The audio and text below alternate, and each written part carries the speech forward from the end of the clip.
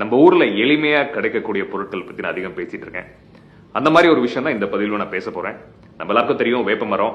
வேப்ப மரத்துல இருந்து வர்றதுதான் வேப்பம்பூ. வேப்பம்பூவோட நன்மைகள் நம்ம தெரிஞ்சுக்கணும். ஏன்னா ரொம்ப ஈஸியா நம்ம அதை உதிரி தள்ளிட்டு போயிடுறோம். வேப்பம்பூ வந்து இவ்வளவு நல்ல விஷயங்கள் இருக்கான்னு ஆச்சரியப்படக்கூடிய அளவுக்கு நல்ல விஷயங்கள் இருக்கு. முதல்ல ரொம்ப முக்கியமான விஷயம், நம்ம வீட்டுல குழந்தைங்க இருந்தாங்கன்னா அவங்க வேப்பம்பூ சாப்பிடுற பழக்கத்தை நம்ம கொண்டு வரணும். ஏன்னு பாத்தீங்கன்னா குழந்தைங்களுக்கு அதிகமா வயிற்றுல பிரச்சனை வர்றதுக்கு முக்கியமான காரணம் புழுக்கள். இந்த புழுக்களை எளிமையா வெளியே தள்ளுறதுக்கு அடிக்கிறதுக்கு இந்த வேப்பம்பூ ரொம்ப உதவியா இருக்கு. ரெண்டாவதா பாத்தீங்கன்னா நம்ம கல்லீரலுக்கு ரொம்ப நல்லது பண்ணக்கூடிய ஒரு விஷயம் வேப்பம்பூ. ஏன்னு பாத்தீங்கன்னா நம்ம கல்லீரல் வந்து விடாம 24 மணி நேரம் உழைச்சிட்டு இருக்கு. நம்ம கண்டது கடிதம் சாப்பிடுறோம். அதனால வந்து அந்த லிவர் ரீஜெனரேட்டிவ் கெப்பாசிட்டின்னு சொல்றோம் இல்லையா, அதை இது அதிகப்படுத்துது. வேப்பம்பூ அதிகப்படுத்துது. பிளஸ் அதாவது கெட்ட விஷயங்கள் எல்லாத்தையும் வெளியே தள்ளுறது நம்ம உடம்புல வந்து இந்த கல்லீரல் தான் பண்ணுது.